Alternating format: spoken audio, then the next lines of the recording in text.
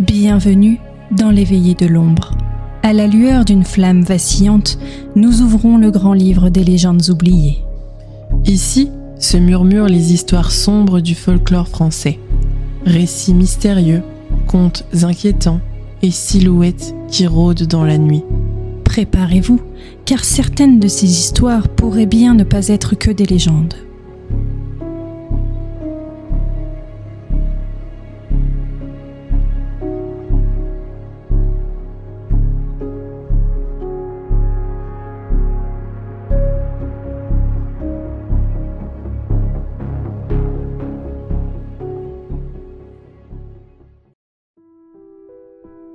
Imaginez un lac sombre, niché dans les montagnes d'Auvergne.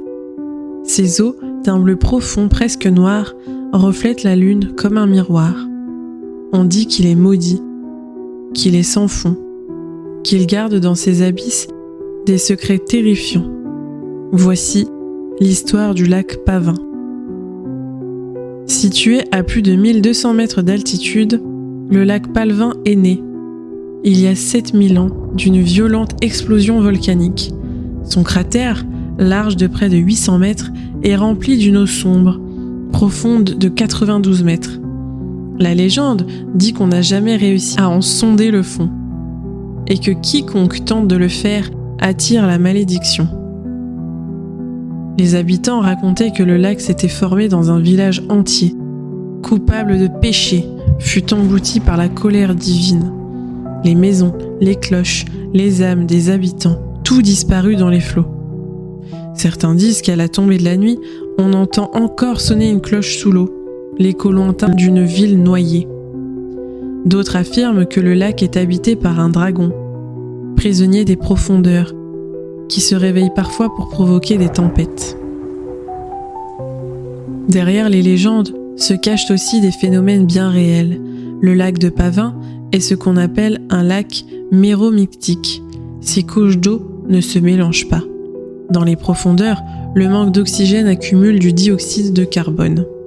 Autrement dit, si le lac venait à dégazer brutalement, un nuage mortel s'abattrait sur la vallée, étouffant toute vie sur son passage.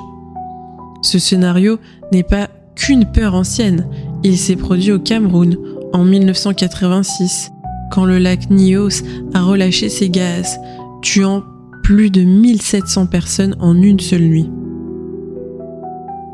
Les pêcheurs d'Auvergne disaient qu'il ne fallait jamais jeter ses filets dans le lac Pavin.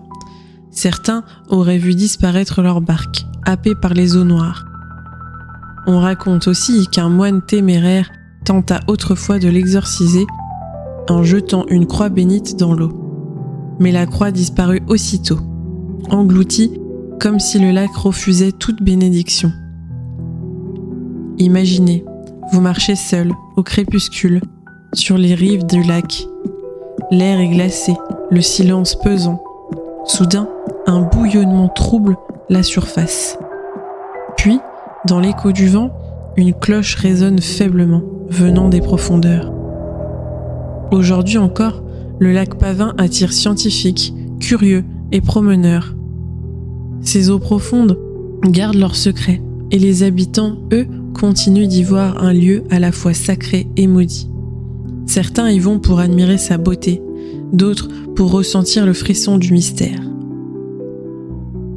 Qu'il soit le tombeau d'un village englouti, la prison d'un dragon ou une bombe naturelle prête à exploser, une chose est sûre, dans les profondeurs du lac Pavin, l'Auvergne garde jalousement l'un de ses plus grands secrets.